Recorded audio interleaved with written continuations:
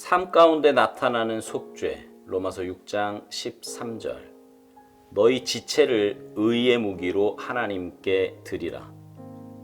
나는 나 자신을 구원할 수도 없고 거룩하게 할 수도 없습니다. 죄를 속량할 수 없으며 세상을 구속할 수 없습니다.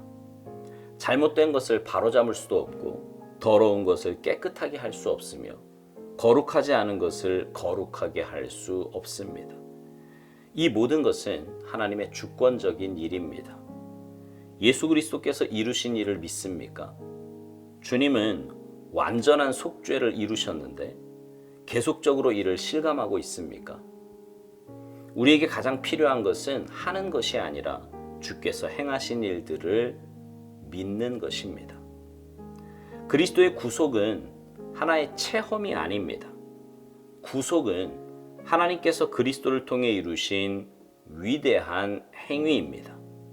우리는 자신의 믿음을 그 구속 위에 세워야 합니다. 만일 나의 경험에 믿음을 세우면 나의 눈은 자신의 결백에 신경을 쓰게 되면서 가장 비성경적이 되고 하나님과의 관계가 격리된 삶을 살게 됩니다. 주님의 속죄를 전제로 하지 않는 경건은 주의하십시오. 그러한 경건은 격리된 삶에나 유익할 뿐 아무 소용이 없습니다. 하나님께는 쓸모없는 것이요 사람에게는 피해만 끼칠 뿐입니다. 당신의 모든 체험을 주 예수님을 기준으로 평가하십시오. 우리가 뜻을 다해 속죄를 전제로 해서 세우지 않으면 우리는 그 어떤 행위로도 하나님을 기쁘시게 할 수 없습니다. 예수님의 속죄는 나의 삶 가운데서 실질적으로 그리고 은연중에 나타나야 합니다.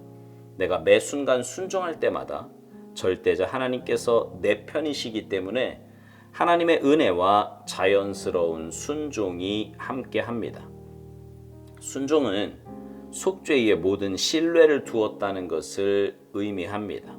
나는 순종을 통해 초자연적인 하나님의 은혜의 기쁨을 곧바로 체험하게 됩니다.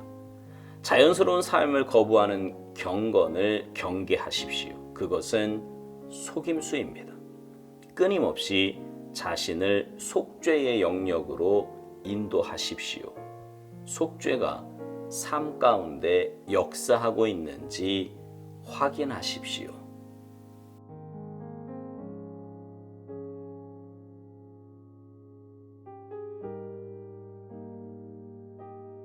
타락한 인간은요, 사실 굉장히 무능한 존재입니다. 과학과 의학, 기술의 발달로 엄청난 것을 이룬 것 같고 모든 것을 할 수 있을 것 같지만 전혀 그렇지 않습니다. 이번 코로나 사태를 보아도 작은 바이러스 하나에 온 인류가 속수무책으로 당하는 것만 보아도 그 현실을 잘 알 수 있습니다. 인간이 이렇게 된 데에는 죄로 인해 타락했기 때문입니다. 아담의 범죄 이후로 인간은 자신의 감정조차도 제대로 다스릴 수 없는 나약한 존재가 되었습니다. 이 부분에 대해 오살드 목사님은 이런 말로 오늘 묵상을 시작합니다. 나는 나 자신을 구원할 수도 거룩하게 할 수도 없다고요. 죄를 속량할 수 없으며 세상을 구속할 수도 없다는 것입니다. 잘못된 것을 바로잡을 수도 없고 더러운 것을 깨끗하게도 할 수 없으며 거룩하지 않은 것을 거룩하게 할 수 없는 것이 인간이라는 것입니다. 좀 전에 말한 이 모든 것은 하나님의 주권적인 일이라는 거지요. 하나님께서 하나밖에 없는 독생자를 이 땅에 보내주셔서 주님의 십자가의 은혜로 인해 완전하고 완벽한 속죄를 이루어 주셨습니다. 하나님은 모든 일을 다 행하셨어요. 이제 우리가 해야 할 일은 그것을 믿는 것입니다. 출애굽 시대에 10가지 재앙 중에 마지막 재앙은 모든 살아있는 것의 첫 번째로 난 것을 죽음에 맞게 되는, 죽음에 이르게 하는 형벌이었습니다.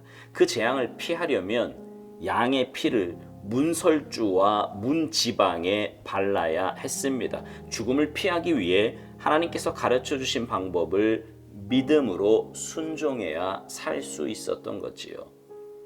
모세를 통해 전해진 하나님의 말씀을 믿고 순종한 사람은 그가 유대인이든 이방인이든 살 수 있었습니다. 그러나 하나님의 말씀을 믿지 않고 순종하지 않은 사람은 가장 소중한 장자의 죽음을 겪어야만 했습니다.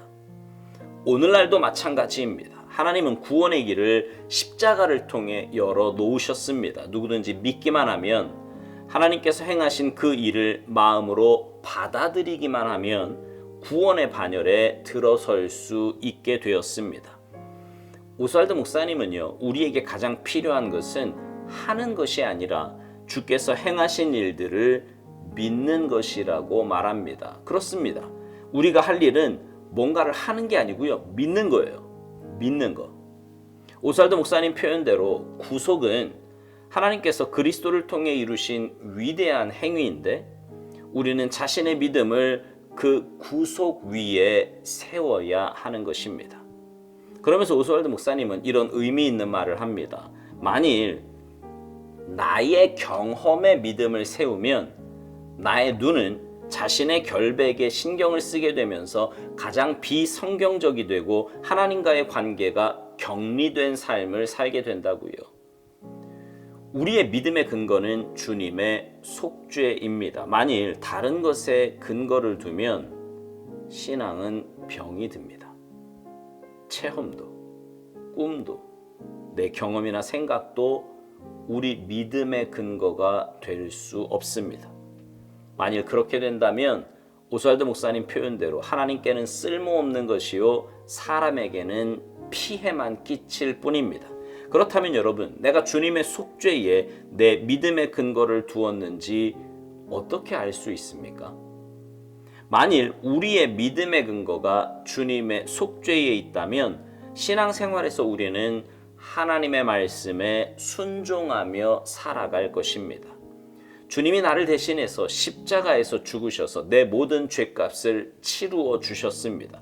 그 은혜로 인해 우리는 영원한 지옥에서 영원한 천국으로 옮겨졌어요. 이것을 깨닫고 이것에 근거를 둔 믿음 생활이라면 어떻게 하나님의 말씀에 순종하지 않을 수 있겠습니까? 그래서 오스왈드 목사님은 순종은 속죄에 모든 신뢰를 두었다는 것을 의미한다고 말합니다. 그러면서 나는 순종을 통해 초자연적인 하나님의 은혜의 기쁨을 곧바로 체험하게 된다고 말합니다. 그 은혜를 깨닫고 감사하고 감격하여 하나님 말씀에 순종하는 것인데, 그렇게 순종하는 자에게 예비하신 또 다른 은혜와 기쁨이 있음을 말하는 것입니다. 정말 은혜이지요. 오늘 묵상의 제목이 삶 가운데 나타나는 속죄입니다.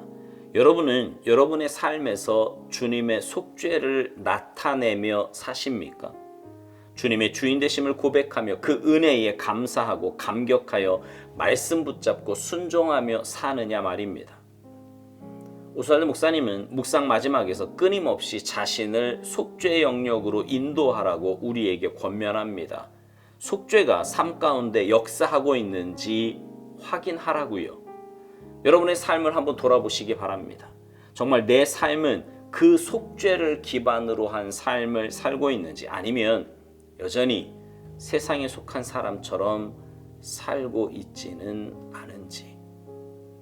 바라기는 여러분의 삶이 주님의 속죄를 올바로 깨닫고 그 속죄에 감사하며 믿음으로 반응하여 사는 삶이 되기를 소망합니다. 그래서 여러분의 삶으로 주님의 십자가 은혜와 사랑을 전하며 사는 축복의 통로들이 모두 되시기를 주님의 이름으로 축복합니다.